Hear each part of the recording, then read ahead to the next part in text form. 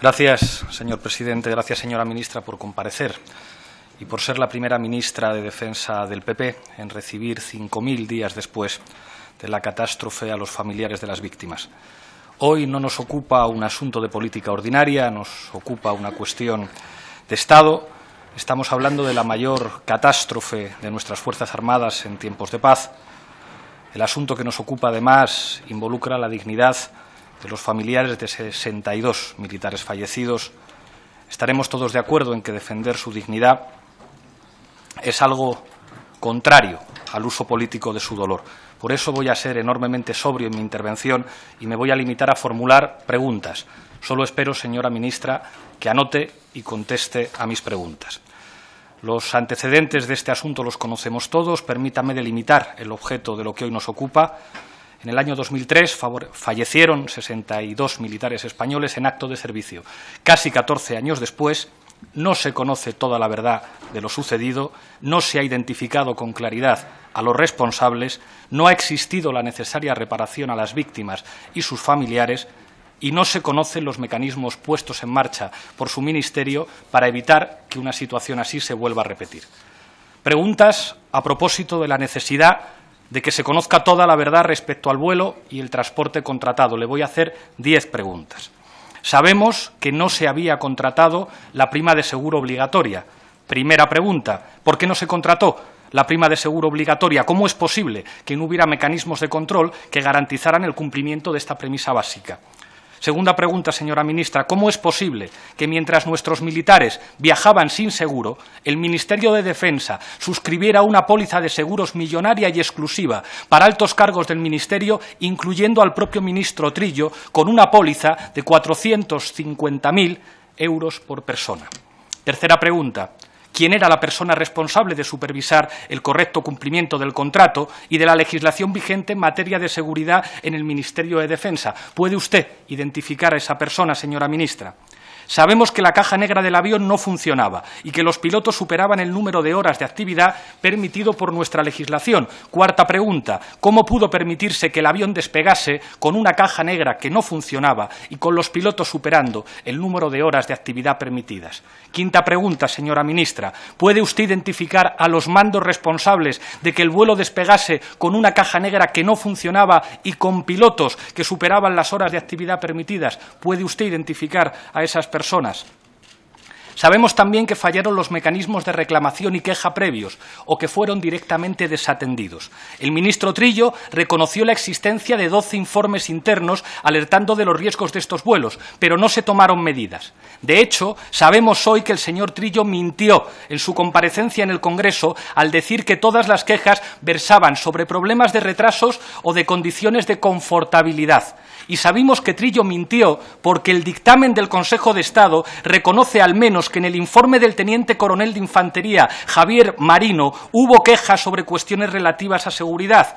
El citado dictamen del Consejo de Estado resalta además un informe del Centro de Inteligencia y Seguridad de nuestro Ejército en el que se alerta de los altos riesgos que comportaba transportar personal militar en aviones de carga fletados en países de la antigua Unión Soviética. Sabemos, por lo tanto, que el señor Trillo mintió en el Parlamento. Sexta pregunta, señora ministra, ¿por qué el Gobierno de España, que contrata el transporte de sus militares, no supervisó el correcto cumplimiento del mismo y las condiciones de seguridad? Séptima pregunta, ¿qué protocolos y qué cadena de mando existía para la recepción de dichas quejas y reclamaciones y por qué no funcionó?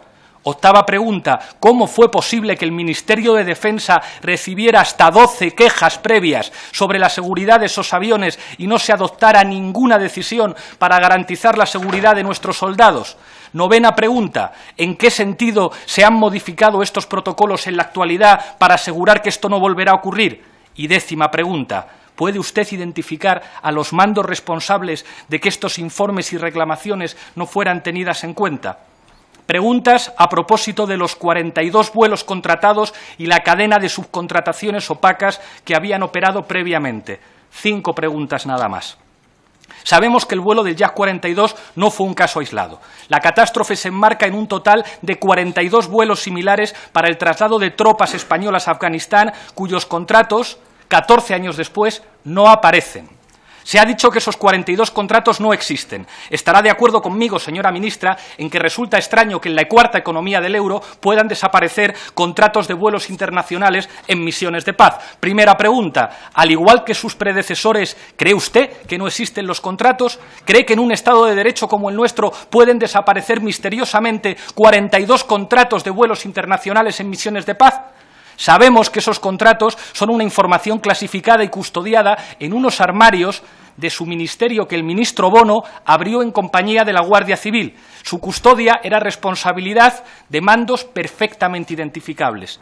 Segunda pregunta, si efectivamente desaparecieron, ¿puede usted identificar a los mandos políticos y militares responsables de la cadena de custodia de esos contratos? Tercera pregunta, si puede usted identificar a esos mandos, ¿se compromete a informar al Parlamento de sus identidades? Cuarta pregunta, ¿qué va a hacer usted para encontrar los contratos? Y quinta, si aparecen los contratos, ¿se compromete a hacer pública toda la documentación y no solo la que hasta ahora se ha identificado como disponible? Preguntas a propósito de las cantidades abonadas por el Ministerio de Defensa para efectuar esos vuelos. Solo dos preguntas. Sabemos que el grueso de las cantidades se quedaba en manos de los intermediarios. Se han identificado un total de 6 intermediarios. Sabemos que de los 149.000 euros pagados por el Yak 42, desde el Ministerio de Defensa a la NAMSA, la agencia de la OTAN que usted citaba, solo 36.500, un 25%, fueron a parar a la compañía que transportaba a los soldados, Ukrainian Mediterranean Airlines. Según el dictamen del Consejo de Estado, en su página 69, la Administración afirma que desconocía esa cadena de subcontrataciones que, sin embargo, eran de gran trascendencia a la vista de lo que estamos hablando. Primera pregunta, ¿cómo es posible que el Gobierno pague 149.000 euros y la empresa que fletó el vuelo cobró solo 38.500 euros? ¿Cómo es posible que el Gobierno pague un avión a precio de oro y nuestros militares viajen en aviones basura sin garantías mínimas? Segunda pregunta, ¿qué mecanismos de control y supervisión fallaron para que la Administración desconociera la cadena de subcontrataciones? Pregunta, señora ministra, a propósito de la responsabilidad del Estado de velar por la seguridad de nuestros compatriotas en acto de servicio. Dos preguntas nada más. Sabemos que el dictamen del Consejo de Estado señala que esta responsabilidad corresponde al Estado y que esta responsabilidad fue desatendida. Sabemos que el Ministerio de Defensa firma en 2002 un acuerdo con la Agencia de Mantenimiento y Abastecimiento de la OTAN para contratar servicios de transporte aéreo para los militares desplazados en Afganistán. Y sabemos que el dictamen emitido por el Consejo de Estado en relación a este caso advierte, cito literal, de un desapoderamiento de competencias de seguimiento y control por parte de la Administración militar en relación a este acuerdo. Es más, el dictamen recuerda que la ley impone a las administraciones públicas el deber de velar por el cumplimiento de los requisitos a través de actividades consistentes en comprobar, verificar, investigar, inspeccionar. Primera pregunta, ¿de qué protocolos y cadenas de mando dependía la responsabilidad de asegurar el cumplimiento de la ley y cuáles fueron las causas por las que la ley no se cumplió? Segunda pregunta, ¿puede usted identificar qué mandos responsables debían asegurar el cumplimiento de la ley en lo que se refiere a velar por la seguridad de nuestros militares y por qué no lo hicieron? Preguntas a propósito de la gestión de la catástrofe por parte del Ministerio de Defensa. 4. Sabemos que Federico Trillo achacó la catástrofe a condiciones meteorológicas y aseguró que el Yak era un avión absolutamente seguro y especialmente diseñado para estas misiones. Se aseguró entonces que los únicos informes que se habían recibido eran sobre aspectos relacionados con retrasos o con el confort de las víctimas. Se afirmó que el tiempo de navegación de los pilotos era legal, cuando no lo era. Se afirmó también que era la NAMSA la que debía revisar el estado del avión, cuando en realidad sabemos que España tenía derecho a revisar la nave y el dictamen recuerda los deberes de control y seguimiento que correspondían, como le decía, a la Administración militar. Sabemos que muchos militares se enteraron antes, muchos familiares de los militares se enteraron antes por la radio o la televisión que por el propio gobierno de la catástrofe. Sabemos que España se quedó fuera de la investigación oficial de la catástrofe, pese a que podría haber exigido su presencia directa de acuerdo con el Convenio de Chicago. Sabemos que Javier Jiménez Ugarte, entonces al frente de la Secretaría General de Política de Defensa, aseguró a los familiares de las víctimas por una carta en 2004 que el equipo médico español llevó a cabo con todo el rigor el proceso de identificación. y después supimos que los restos se repatriaron sin que se hubieran realizado las autopsias de identificación, sin la documentación necesaria para el traslado y sin certificación de defunción, como ha quedado acreditado en los tribunales que usted citaba, hablando textualmente de identificación falsa y errónea en la sentencia de 2009, confirmada por una sentencia de 2010. Primera pregunta, ¿qué motivos existen para que España se quedara fuera de la investigación oficial y solo acudiésemos como observadores? Segunda pregunta, ¿puede usted identificar a los mandos que decidieron que España quedara fuera de la investigación oficial de la catástrofe? Tercera pregunta, ¿qué mandos tomaron la decisión de trasladar los restos de nuestros militares sin la necesaria autopsia de identificación y la documentación correspondiente? Cuarta pregunta, ¿qué valoración le merece la actitud de su predecesor, el señor Federico Trillo, intentando activamente ocultar el origen de la catástrofe? ¿Qué consecuencias cree que esto debería tener para esta persona a su juicio? Preguntas. Y voy terminando. Sí, señora Iglesias. A propósito de la depuración de responsabilidades y de la necesidad de que se haga justicia.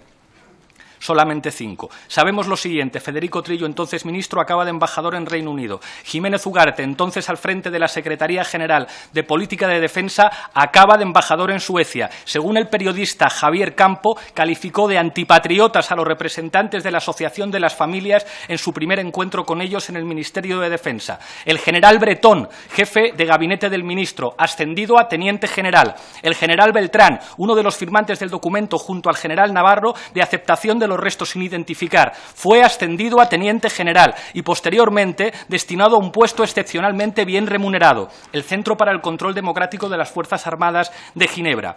El general Navarro, principal responsable de las falsas autopsias, condecorado por Trillo con la Gran Cruz Militar. El general González Gallarza, jefe de Estado Mayor del Aire, que envió un mensaje a todas las unidades diciendo, leo textualmente, quedan prohibidas las declaraciones por el personal de este ejército no expresamente autorizadas sobre el tema del asunto Yak 42, incluyendo las opiniones, comentarios y observaciones en torno a dicho accidente. Se retiró con todos los honores. Primera pregunta, ¿qué valoración le merece esta sucesión de promociones y premios a los principales responsables de la catástrofe? Segunda pregunta, ¿considera que el general Beltrán, que coordinó la repatriación de los cadáveres, y el general Navarro, condenado por falsas autopsias, merecían ser premiados y condecorados? En tercer lugar, a propósito del señor Alberto Martínez Arias, jefe de prensa del señor Trillo, que gestionó la comunicación de la catástrofe y que hoy es el jefe de informativos de Radio Nacional de España. ¿Qué valoración le merece que el señor Martínez sea ahora un alto responsable de la radio pública? Sabemos que en el juicio del Yak 42 acaba con 3 militares condenados, ninguno entra en prisión y además 2 de ellos se libran de la segunda condena, la inhabilitación, porque un gobierno de Mariano Rajoy les indulta. Cuarta pregunta, ¿por qué el comandante Ramírez y el capitán Sanz fueron indultados por el gobierno de Mariano Rajoy? Por último, sobre esta cuestión, sabemos que el señor Bárcenas, que fuera responsable de finanzas de su partido durante años, en comparecencia ante el juez Ruz, afirma que los abogados de los acusados fueron pagados con dinero B que él habría entregado a Trillo. Quinta pregunta, ¿se pagó con dinero de la caja B del Partido Popular a los abogados de los militares acusados? Y ya por último, preguntas en lo que respecta a la reparación de los familiares de las víctimas. Primera, ¿tiene pensado el Ministerio de Defensa organizar algún acto institucional para homenajear a los soldados fallecidos? Segunda, ¿va a pedir usted públicamente el nombre del Gobierno perdón? Tercera, ¿podemos esperar que el presidente del Gobierno pida perdón? Y última pregunta, ¿qué protocolos, decisiones, instrucciones o medidas ha adoptado su ministerio para evitar que nunca más se pueda repetir una cadena de negligencias como la que hizo posible el accidente del Yak 42? Quiero que mis últimas palabras sean de agradecimiento a los familiares. Si no fuera por su tesón, hoy no estaríamos aquí hablando de esta cuestión. Por suerte, gracias a ellos, hoy tenemos la oportunidad de exigir verdad, justicia, reparación y no repetición de lo ocurrido. Con su permiso y con el debido respeto, voy a entregarle las preguntas escritas para facilitar sus respuestas. Muchísimas gracias, señora ministra. Gracias, señora Iglesias.